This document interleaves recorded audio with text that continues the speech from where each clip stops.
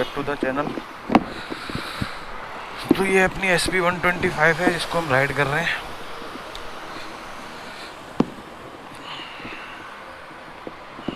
तो ये blue colour में है। तो सीट की बात करें तो भाई सीट इसकी इतनी बढ़िया नहीं है। ये जो है ना हार्ड है बहुत, इसको थोड़ा सा सॉफ्टनेस होना चाहिए था, वो चीज़ नहीं है। बाकी पिकअप वगैरह तो भाई साहब देखो 4th गियर में बहुत बढ़िया पिकअप। तो मतलब खींचनी हो हल्की सी तो वो खींच सकती, 125 सीसी के हिसाब से तो बढ़िया। ऐसा लगता नहीं कि लैग वगैरह है हल्का सा भी कुछ भी। बाकी एक बड़ी दिक्कत है जो मेरे को लग रही है, या अभी फर्स्ट सर्विस होगी तो मैं भी रिजॉल्व हो जाएगी। अभी अपनी 541 541 किलोमीटर चल चुकी है। 4th या 5th गियर में जब शिफ्ट करते हैं ना, कभी कभी मतलब 10 में से 1 या 2 टाइम फंसता ही है, मतलब निकलने हो ऊपर या नीचे करने में फंसता ही है, निकालना हो या डालना हो गियर। तो थोड़ा सा वो इशू है इसमें। अब वो पता नहीं, और हार्डनेस है गियर शिफ्टिंग में ना, एक सॉफ्टनेस नहीं है। क्या रीज़न है वो भी नहीं पता। 50 55 50 60 तो आराम से चली जाती है। उसके बाद जैसे निकालना हो तो कोई दिक्कत नहीं होती, आराम से निकल जाती है।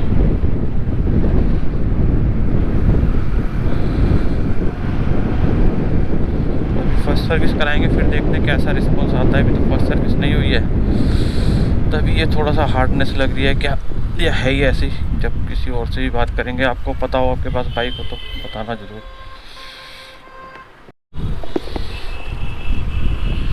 और ये बड़ा अच्छा है, RPM ऊपर नीचे होता है।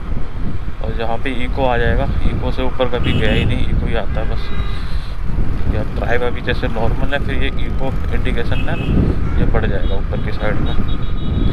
जैसे मैं 60 के आसपास जाऊँगा।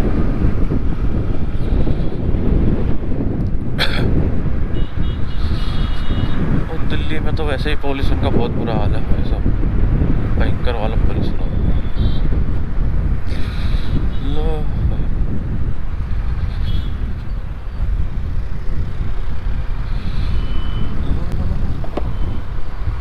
अभी तो कोई दिक्कत नहीं हो रही। 4th से 5th में जाते हैं तो एक हार्डनेस भी है, और गियर यहाँ पे शिफ्ट होता नहीं है, मतलब फंसा रहता है। और दोबारा आप गियर डालोगे तो 5th में चला जाएगा, 4th मतलब 3rd से 4th में नहीं जाएगा, 4th छोड़ देगा, इंगेज हो जाएगा, मतलब पता ही नहीं मिसिंग हो जाता है, फिर 5th में चला जाएगा अगर दोबारा डालेंगे तो। ये हो रहा है। बाकी हल्की सी ये हैंडल बार में ना 60 से ऊपर से जानेंगे ना तो वाइब्रेशन है। इंजन में कोई साउंड नहीं है अलग सा, जैसे हल्का सा RPM ऊपर इंगेज होता है। तो जैसे 4 पे ना, 4 के ऊपर जब जाएगा RPM तो थोड़ा सा वाइब्रेशन उसके बाद लेना चालू कर देता है हैंडल बार ये पूरा। बाकी हैंडल बहुत बढ़िया है इसका ऐसे चलाने में। ये चीज़ स्ट्रेट है, थकावट नहीं होती, ऐसा फील नहीं होता। लेकिन बम थोड़े से थक जाते हैं क्योंकि वो थोड़ा सा हार्डनेस है।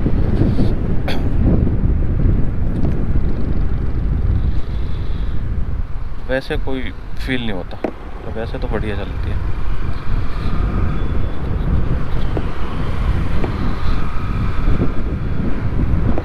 तो इसकी फर्स्ट सर्विस भी जल्दी हो जाएगी। अब 544 हो गई है। मे भी नेक्स्ट संडे, आज है थर्सडे, नेक्स्ट संडे नहीं, थर्सडे नहीं है आज, तो संडे सर्विस हो जाएगी नेक्स्ट वाले। देखते हैं। अब जैसे नॉर्मली ये 60-70 आराम से पहुंच जाती है, तो पता नहीं लगता कि आप भगा रहे हो बाइक। बगल वाली बाइक को देखोगे वो और तेज है तो थोड़ा सा फील होगा कि अरे स्लो है क्या, फिर देखोगे मीटर में ठीक है, अरे ठीक है भाई, वो एक थोड़ा सा है। लेकिन वैसे पता नहीं लगता। अभी जैसे 70 चल रही तो इंजन में भी ऐसा कोई साउंड नहीं है, सिर्फ ये हैंडल बार में ये वाली जो ग्रिप पकड़ रखी है इसमें हल्का सा वाइब्रेशन है। 60 से नीचे जाएंगे तो वाइब्रेशन हल्का सा रहता है, लेकिन वो फील नहीं होता। अभी जो है वो फील होता है। उस मिरर की बात करें, मिरर में अच्छा खासा कवरेज आ जाता है। ये सेफ जो कॉर्नर निकाल रखे हैं ना, ये वाले जो पोर्शन, इसमें काफ़ी चीज़ें कवर हो जाती है, पीछे से गाड़ियाँ आती हैं, ये भी अच्छा है। है। इसमें पूरा इन्फॉर्मेशन आपकी आई जाती है, जैसे कि ये फ्यूल है, फ्यूल में 2 अभी दिखा रहा है। अगर हम इसमें फ्यूल में जाके इसको चेक करेंगे कि रेंज कितनी है, तो 188 रेंज दिखा रहा है, 180 मतलब 188 किलोमीटर। तो फ्यूल में 2 इंडिकेशन दिखा रहा है। और ये मैं चला चुका हूँ उसको 545। तो आप मान के चलो मैंने इसमें भी 10 लीटर के आसपास तेल डलवाया था। 500 में 500 तो 10 लीटर तेल आया था। तो 10 लीटर में आपका मतलब 10-20 2-4 पॉइंट ऊपर नीचे होंगे। तो 10 लीटर में आपका 545 चल चुकी है। आपको हमें जो एवरेज निकाल के दे रही है ना, ये 63 मतलब 8.5 किलोमीटर 8.5 लीटर तेल मान लीजिए फ्यूल खर्च हुआ है मेरा। और इसमें 545 के आसपास अपना बाइक चल चुकी है। तो इसको 545 को कैलकुलेट करेंगे, मतलब डिवाइड करेंगे 8.5 से, तो आपका कैलकुलेशन आ जाएगी कितने किलोमीटर एवरेज निकाल रही है। तो अप्रोक्स कंपनी ने मेरे को 65 बताया था, तो ये हमें अभी भी 63 के आसपास 63 पॉइंट कुछ एवरेज निकाल के दे दिया। तो एवरेज भी बढ़िया है। 65 कंपनी ने बताया, 63 दे रही है, तो ऐसा कोई दिक्कत नहीं है। थोड़ा सा भागने में भी ठीक है, फील भी अच्छा होता है। और हैंडल थोड़ा सा ना खुला हुआ है, थोड़ा सा बाहर निकला हुआ है हैंडल, तो वो भी अच्छा लगता है। थोड़ा सा बैठने में भी कंफर्ट आता है। पीछे बैठ के नहीं देखा, पीछे प्लेन राइड कर अभी कोई बैठा है नहीं है, तो उसमें फील नहीं हुआ कि कैसा बैठता है, क्या है क्या नहीं है। तो ब्रेकिंग वगैरह की बात करें तो मैंने अभी छोड़ दिया एक्सीलेटर, धीरे धीरे जाके फ्री हो जाती है बाइक। ये ना एवरेज निकालने के लिए बहुत बढ़िया रहती है। अब जैसे ब्रेक मारी तो आराम से रुक जाती है। प्लस हार्ड ब्रेकिंग नहीं चेक करी मैंने कि हार्ड ब्रेकिंग कैसी है इसकी। और मीटर कंसोल की बात करें तो देखो, ये आपका ट्रिप ए ट्रिप बी हो गया, ये आपका नॉर्मल पूरा हो गया। सेटिंग में आपका फंक्शन ट्रिप ए ऑटो रीसेट हो जाएगा अगर मैं सेटिंग को इसको ग्रीन कर दूंगा। इको इंडिकेटर बहुत ज़रूरी है, वो जो यहाँ पे जो आ रहा था वो हो गया। Date time unit reset default bluetooth pairing, जिसमें आपको होंडा की एक ऐप आती है, उसमें फ़ोन के थ्रू कनेक्ट कर सकते हैं। सर्विस में आ जाएंगे मेंटेनेंस, ऑयल चेंज, वाटर, ये इन्फॉर्मेशन, वार्निंग इन्फॉर्मेशन। बाकी और कुछ तो नहीं है, बाकी तो नहीं है। बाकी ये ठीक है, रेंज पे करना तो रेंज पे कर लो, फील्ड पे करना तो फील्ड पे कर लो। दोनों फ़ायदेमंद है, जिसमें दोनों बाइक दिखाती रहेंगी। अभी 2 पॉइंट है तो 2 पॉइंट के मान के चलो। ये ख़त्म होने के बाद भी जब ब्लिंक करना चालू करेगा तो मेरी जो बाइक है और ये अप्रोक्स चल जाएगी 50 किलोमीटर, क्योंकि मैंने जब पिछली बार डलवाया था तो ब्लिंक करने लग गया था। तो रिक्स मत लेना, क्योंकि फ्यूल पंप आता है तो वो बोलते हैं कि ख़राब हो जाता है। बाकी 50 चल जाती है अगर चलानी है तो एंड तक। कंपनी ने मेरे को आधा लीटर तेल डाल के दिया होगा जब मैंने परचेज करी थी। आधा लीटर भी नहीं होगा, 200 ग्राम होगा। उसमें टोटल 3 किलोमीटर चली थी। कंपनी से जब मैंने जब बात करी कि भैया ऐसे ऐसे धक्का मार के ले जानी पड़ी आपको नई बाइक दी, क्या तरीका है ये, बोले नहीं तेल तुम डाल के 3 किलोमीटर चल जाती है। मैंने भाई वो 3 ही किलोमीटर चली थी, जितना वो दिखा रहा था उतना ही चला था, उससे एक्स्ट्रा बिल्कुल नहीं चला था। कह रहे आप बता देते हम फिर लेके आ जाते हैं। मेरे को दिमाग उस टाइम में भी नहीं कहा कि दूसरी बाइक से तेल निकालूँ। मैं छोड़ो, ध्यान बाद में आया जब घर पहुँच गया था। ठीक है,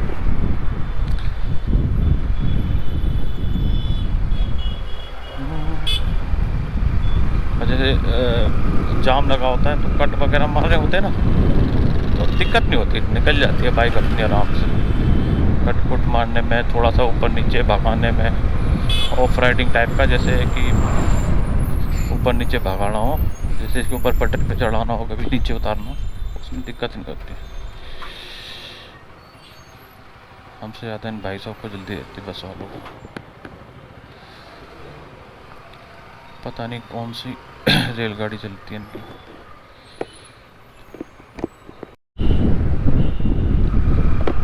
इसमें जो पीछे लाइट है ना, बैक लाइट, देखो इसमें आगे भी एसपी चल रही है, तो ये एम सा बनता है ना, ये बड़ा अच्छा लगता है ब्रेक मारने पे।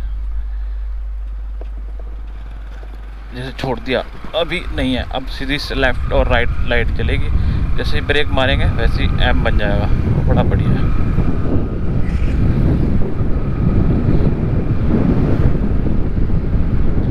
साइलेंसर का है, थोड़ा सा साउंड भी थोड़ा सा अलग है, करती हुई निकलती है। बाकी इसमें डबल सेंसर है साइलेंसर में भी।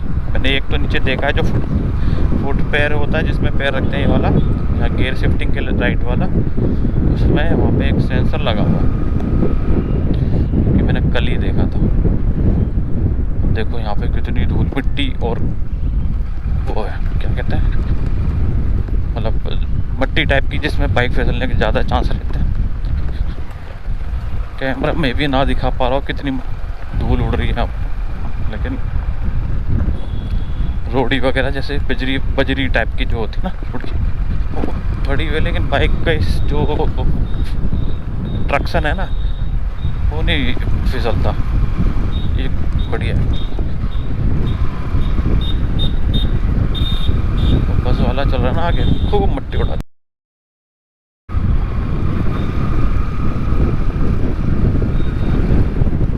इसमें बाइक बिल्कुल नहीं फिसलती। टायर जितना स्लिपिंग होता है ना वो कुछ भी नहीं।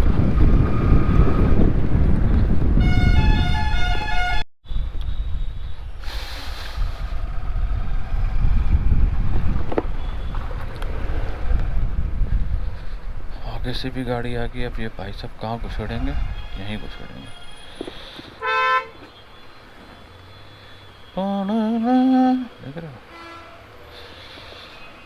देख रहे हो, जबकि ये वन वे है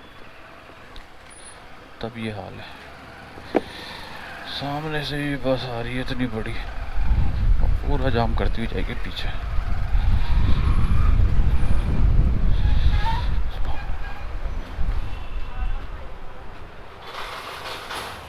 सही है भाई, सही है, उठा के साइड में फेंक दो, बहुत दिन से पड़ा है यहाँ पर।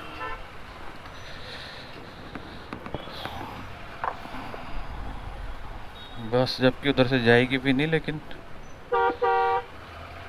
ये कि हटा दो सब।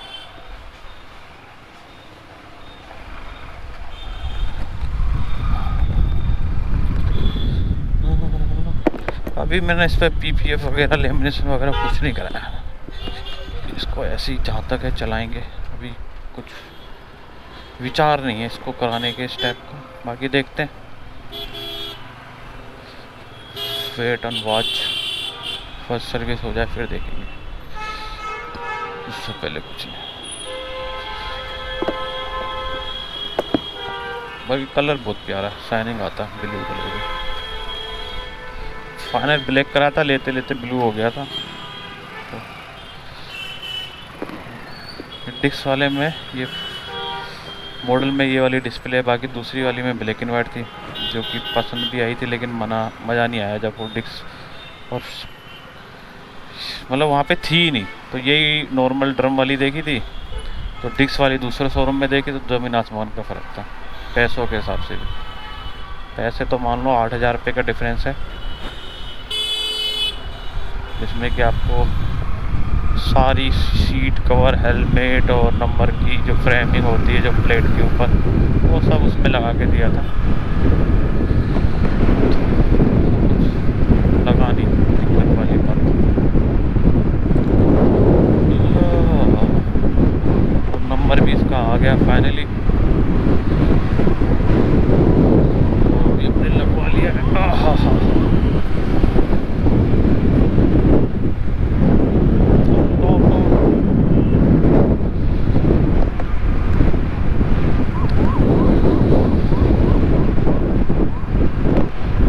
हाईवे पे चलानी होती है ना तो दिक्कत नहीं होती कि आपको मतलब बहुत ज़्यादा एक्सीलरेशन देनी पड़ रही है, या बाइक बहुत ज़्यादा इंजन का ओवर, जैसे आरपीएम चला रहे हो, गाड़ी जो है गियर मांग रही है लेकिन आप दे नहीं रहे हो, उस टाइप की दिक्कत नहीं है। एक्सीलरेशन देते हैं तो आराम से बाइक उठ जाती है और आगे निकल जाती है। वो भाई साहब ये तो बड़ा गंदा कर दिया आज, तो धीरे धीरे बढ़ाते ही जा रहे हैं हर रोज़, धीरे धीरे।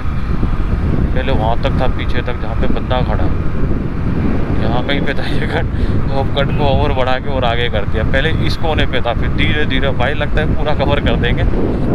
इससे दिक्कत क्या होगी, जो उधर से बंदा आता है ना और इधर से जो बंदा, दोनों मैच होते हैं, एक्सीडेंट की चांस ज़्यादा बढ़ते चले जाएंगे।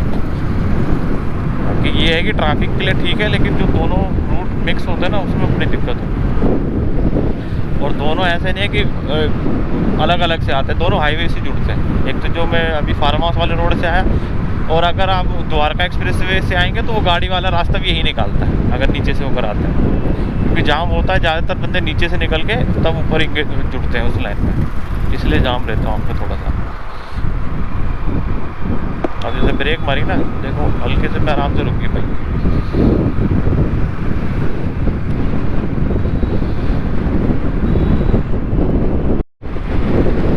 तो अपनी ब्रेकिंग भी चेक हो गई है, ब्रेकिंग बहुत बढ़िया है, कोई दिक्कत नहीं है ना, गाड़ी आपकी जिग-जैग नहीं होती।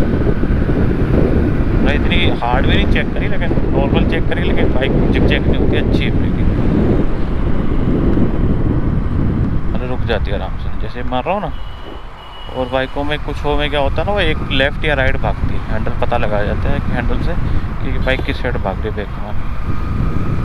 तो ऐसा है कि भाग नहीं रही, हम भगा रहे हैं तो बढ़िया है।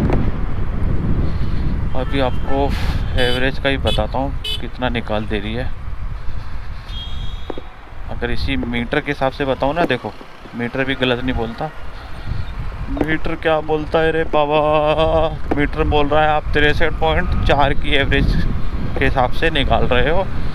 और इसमें हाँ, इसमें भी दिखा रहा है कि आपने 8.7 लीटर तेल ख़त्म कर दिया यहाँ पर। ये आपका कंसोल में जाके सेटिंग ऑन करनी पड़ती है। और टोटल हमारी चल चुकी है 557। तो हम ज़्यादा नहीं करते, जो मैंने आपको एक आइडिया दिया था, देखो 2 पॉइंट है, और जो इसके पास बाइक हो बता सकता है कि 2 पॉइंट में कितनी चल जाती है। ठीक है जी, हमने यहाँ रोक लिया, यहाँ पे गंदगी भी पड़ी हुई है, छोड़ दो उसको मत देखो। अगर हम